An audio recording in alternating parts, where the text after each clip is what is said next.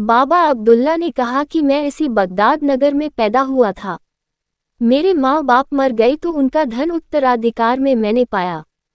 वह धन इतना था कि उससे मैं जीवन भर आराम से रह सकता था, किंतु मैंने भोग विलास में सारा धन शीघ्र उड़ा दिया। फिर मैंने जी तोड़कर धनार्जन किया और उससे 80 ऊँट खरीदे। मैं उन ऊँटों को किराए पर व्यापारियों को दिया करता था। उनके किराए से मुझे काफ़ी लाभ हुआ और मैंने कुछ और ऊँट खरीदे और उनको साथ में लेकर किराए पर माल ढोने लगा। एक बार हिंदुस्तान जाने वाले व्यापारियों का माल ऊँटों पर लादकर मैं बसरा ले गया। वहाँ माल को जहाज़ों पर चढ़ाकर और अपना किराया लेकर अपने ऊँट लेकर बगदाद वापस आने लगा।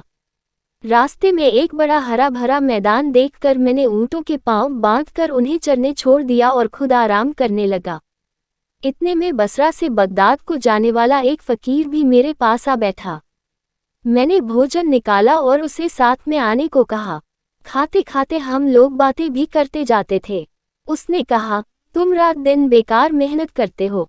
यहाँ से कुछ दूर पर एक ऐसी जगह है जहाँ असंख्य द्रव्य भरा है। तुम इन 80 ऊँटों को रत्नों और अशरफियों से लाद सकते हो और वह धन तुम्हारे जीवन भर को काफ़ी होगा। मैंने ये सुनकर उसे गले लगाया और यह न जाना कि वह इससे कुछ स्वार्थ सिद्ध करना चाहता है। मैंने उससे कहा, तुम तो महात्मा हो, तुम्हें सांसारिक धन से क्या लेना देना। तुम मुझे वह जगह दिखाओ तो मैं ऊँटों को रत्नादि से लाद लूँ। मैं वादा करता हूँ कि तुम्हें उनमें से एक ऊँट दे दूंगा। मैंने कहने को तो कह दिया, किंतु मेरे मन में द्वंद्व होने लगा। कभी सोचता कि बेकार ही एक ऊँट इसे देने को कहा, कभी सोचता कि क्या हुआ, मेरे लिए 79 ऊँट ही बहुत हैं। वह फकीर मेरे मन के द्वंद्व को समझ गया।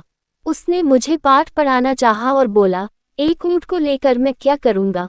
मैं तुम्हें इस शर्त पर वह जगह दिखाऊंगा कि तुम खजाने से भरे अपने ऊँटों में से आधे मुझे दे दो। अब तुम्हारी मर्जी है, तुम खुद ही सोच लो कि 40 ऊँट क्या तुम्हारे लिए कम हैं। मैंने विवशता में उसकी बात स्वीकार कर ली। मैंने ये भी सोचा कि 40 ऊँटों का धन ही मेरी कई पीढ़ियों को काफ़ी होगा। हम दोनों एक अन्य दिशा में चले। एक पहाड़ में तंग दर्रे से निकलकर हम लोग पहाड़ों के बीच एक खुले स्थान में पहुँचे। वह जगह बिल्कुल सुनसान थी। फकीर ने कहा, ऊँटों को यहीं बिठा दो और मेरे साथ आओ। मैं ऊँटों को बिठाकर उसके साथ गया। कुछ दूर जाकर फकीर ने सूखी लकड़ियां जमा करके चकमक पत्थर से आग निकाली और लकड़ियों को सुलगा दिया। आग जलने पर उसने अपनी झोली में से सुगंधित द्रव्य निकालकर आग में डाला। उसमें से धुएं का एक जबरदस्त बादल उठा और एक ओर को चलने लगा। कुछ दूर जाकर वह फट गया और उसमें एक बड़ा टीला दिखाई दिया। जहां हम थे वहां से टीले तक एक रास्ता भी बन गया। हम दोनों उसके पास पहुंचे तो टीले में एक द्वार दिखाई दिया। द्वार से आगे बढ़ने पर एक बड़ी गुफा मिली जिसमें जिन्नों का बनाया हुआ एक भव्य भवन दिखाई दिया। वह भवन इतना भव्य था कि मनुष्य उसे बना ही नहीं सकते। हम लोग उसके अंदर गए तो देखा कि उसमें असीम द्रव्य भरा हुआ था। अशरफियों के एक ढेर को देखकर मैं उस पर ऐसे झपटा जैसा किसी शिकार पर शेर झपटे। मैंने ऊँटों की खुर्जियों में अशरफियाँ भरना शुरू किया। फकीर भी द्रव्य संग्रह करने लगा, किंतु वह केवल रत्नों को भरता। उसने मुझे भी अशरफियों को छोड़कर केवल रत्न उठाने को कहा। मैं भी ऐसा करने लगा। हम लोगों ने सारी खुर्जियाँ बहुमूल्य रत्नों से भर ली। मैं बाहर जाने ही वाला था कि वह फकीर एक और कमरे में गया और मैं भी उसके साथ चला गया। उसमें भांति भांति की स्वर्ण निर्मित वस्तुएं रखी थीं।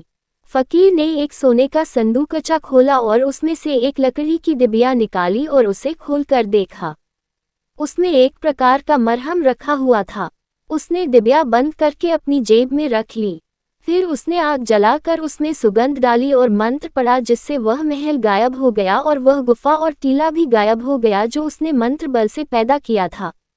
हम लोग उसी मैदान में आ गए जिसमें मेरे ऊँट बंधे बैठे थे। हमने सारे ऊँटों को खुर्जियों से लादा और वादे के अनुसार आधे आधे ऊँट बांटकर फिर उस तंग दर्रे से निकले जहां से होकर आए थे। बसरा और बगदाद के मार्ग पर पड़ने वाले मैदान में पहुंचकर मैं अपने 40 ऊँट लेकर बगदाद की ओर चला और फकीर 40 ऊँट लेकर बसरे की ओर रवाना हुआ। मैं कुछ ही कदम चला हूँगा कि शैतान ने मेरे मन में लोभ भर दिया और मैंने पीछे की ओर दौड़कर फकीर को आवाज दी। वह रुका तो मैंने कहा, साईं जी आप तो भगवान के भक्त हैं, आप इतना धन लेकर क्या करेंगे? आपको तो इससे भगवान की आराधना में कठिनाई ही होगी। आप अगर बुरा न माने तो मैं आपके हिस्से में से 10 ऊंट ले लूं।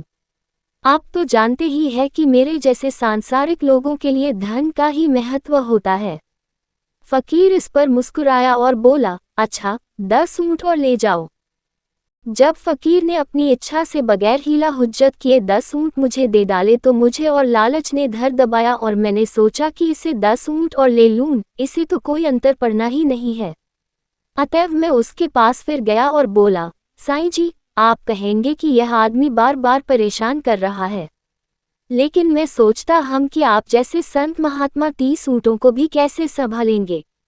इससे आपकी साधना आराधना में बहुत विघ्न पड़ेगा। इनमें से 10 ऊंट मुझे और दे दीजिए। फकीर ने फिर मुस्कुरा कर कहा, तुम ठीक कहते हो, मेरे लिए 20 ऊंट काफी हैं। तुम 10 ऊंट और ले लो। 10 ऊंट और लेकर मैं चला, किंतु मुझ पर लालच का भूत बुरी तरह सवार हो गया था। या यह समझो कि वह फकीर ही अपनी निगाहों और अपने व्यवहार से मेरे मन में लालच पैदा किए जा रहा था। मैंने अपने रास्ते से पलटकर पहले जैसी बातें कहकर और 10 ऊंट उससे मांगे। उसने हंसकर यह बात भी स्वीकार कर ली और 10 ऊंट अपने पास रखकर 10 ऊंट मुझे दे दिए। किंतु मैं अभागा इतने से भी संतुष्ट न हुआ। मैंने बाकी 10 ऊंटों का विचार अपने मन से निकालना चाहा, किंतु मुझे उनका ध्यान बना रहा।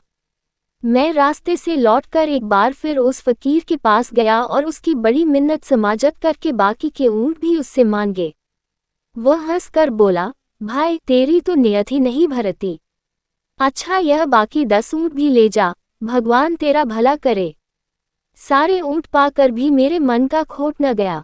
मैंने उससे कहा, साईं जी आपने इतनी कृपा की है तो वह मरहम की डिबियां भी दे दीजिए जो आपने जिन्नों के महल से उठाई थी। उसने कहा कि मैं वह डिबिया नहीं दूंगा। अब मुझे उसका लालच हुआ। मैं फकीर से उसे देने के लिए हुज्जत करने लगा। मैंने मन में निश्चय कर लिया था कि यदि फकीर ने अपनी इच्छा से वह डिबिया नहीं दी तो मैं जबरदस्ती करके उससे डिबिया ले लूंगा। मेरे मन की बात को जानकर फकीर ने वह डिबिया भी मुझे दे दी और कहा, तुम डिबिया जरूर ले लो, लेकिन यह जरूरी है कि तुम इस मरहम की विशेषता समझ लो। अगर तुम इसमें से थोड़ा सा मरहम अपनी बाईं आंख में लगाओगे तो तुम्हें सारे संसार के गुप्तकोश दिखाई देने लगेंगे, किंतु अगर तुमने इसे दाहिनी आंख में लगाया तो सदैव के लिए दोनों आंखों से अंधे हो जाओगे। मैंने कहा, साईं जी आप तो इस मरहम के पूरे जानकार हैं, आप ही इसे मेरी आंख में लगा दें। फकीर ने मेरी बाईं आंख बंद की और थोड़ा सा मरहम लेकर पलक के ऊपर लगा दिया। मरहम लगते ही वैसा ही हुआ जैसा उस फकीर ने कहा था, यानी दुनिया भर के गुप्त और भूमिगत धन कोश मुझे दिखाई देने लगे। मैं लालच में अंधा तो हो ही रहा था। मैंने सोचा कि अभी और कई खजाने होंगे जो नहीं दिखाई दे रहे हैं। मैंने दाहिनी आंख बंद की और फकीर से कहा कि इस पर भी मरहम लगा दो ताकि बाकी खजाने भी मुझे दिखने लगे। फकीर ने कहा, ऐसी बात न करो, अगर दाहिनी आंख में मरहम लगा तो तुम हमेशा के लिए अंधे हो जाओगे। मेरी अक्ल पर पर्दा पड़ा हुआ था। मैंने सोचा कि यह फकीर मुझे धोखा दे रहा है। ये भी संभव है कि दाहिनी आंख में मरहम लग जाने से मुझे उस फकीर की शक्तियों के रहस्य मालूम हो जाए। मैं उसके पीछे पड़ गया। वह बार बार कहता था कि यह मूर्खता भरी जिद छोड़ो और मरहम को दाईं आंख में लगवाने की बात न करो, किंतु मैं यही समझता कि वह स्वार्थवश ही मेरी दाईं आंख में मरहम नहीं लगा रहा है। मैं बराबर उससे कहता रहा कि दाहिनी आंख में मरहम लगा दो।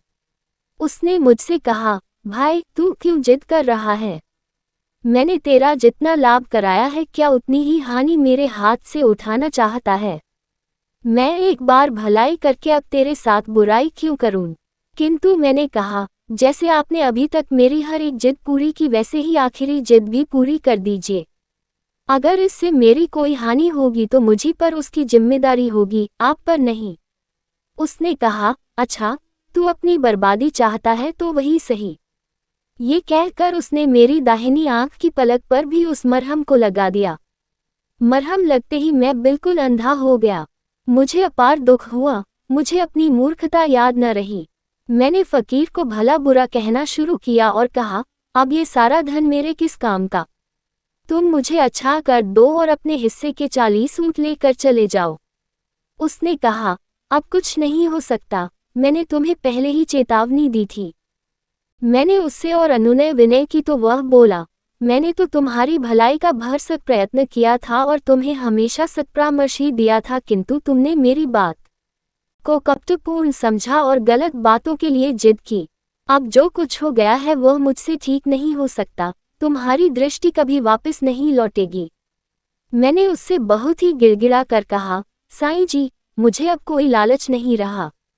अब शौक से सारी धन संपदा और मेरे सभी 80 ऊँट ले जाए, सिर्फ मेरी आंखों की ज्योति वापस दिला दीजिए। उसने मेरी बात का कोई उत्तर नहीं दिया, बल्कि सारे ऊँट और उन पर लदी हुई संपत्ति लेकर बसरा की ओर चल दिया। ऊँटों के चलने की आवाज़ सुनकर मैं चिल्लाया, साईं जी, इतनी कृपा तो कीजिए कि इस जंगल में इसी दशा में न छोड़िए, अपने साथ लिए चलिए। रास्ते में कोई व्यापारी बगदाद जाता हुआ मिलेगा तो मैं उसके साथ हो लूँगा। किंतु उसने मेरी बात न सुनी और चला गया। अब मैं अंधेरे में इधर उधर भटकने लगा। मुझे मार्ग का भी ज्ञान न था कि पैदल ही चल देता। अंत में थक कर गिर रहा और भूख प्यास से मरणासन हो गया। मेरे सौभाग्य से दूसरे ही दिन व्यापारियों का एक दल बसरा से बगदाद को जाते हुए उस मार्ग से निकला। वे लोग मेरी हालत पर तरस खाकर बगदाद ले आए। अब मेरे सामने इसके अलावा कोई रास्ता नहीं रहा कि मैं भीख मांग कर पेट पालूं। मुझे अपने लालच और मूर्खता का इतना खेद हुआ कि मैंने कसम खा ली कि किसी से तब तक भीख नहीं लूंगा जब तक वह मेरे सिर पर एक धौल न मारे। इसीलिए कल मैंने आपसे धृष्टता की थी। खलीफा ने कहा, तुम्हारी मूर्खता तो बहुत बड़ी थी, भगवान तुम्हें क्षमादान करेंगे। अब तुम जाकर अपनी सारी भिक्षुक मंडली को अपना वृतांत बताओ ताकि सभी को मालूम हो कि लालच का क्या फल होता है। अब तुम भीख मांगना छोड़ दो। मेरे खजाने से तुम्हें हर रोज 5 रुपए मिला करेंगे और यह व्यवस्था तुम्हारे जीवन भर के लिए होगी। बाबा अब्दुल्ला ने जमीन से सिर लगा कर कहा, सरकार के आदेश का मैं खुशी से पालन करूंगा।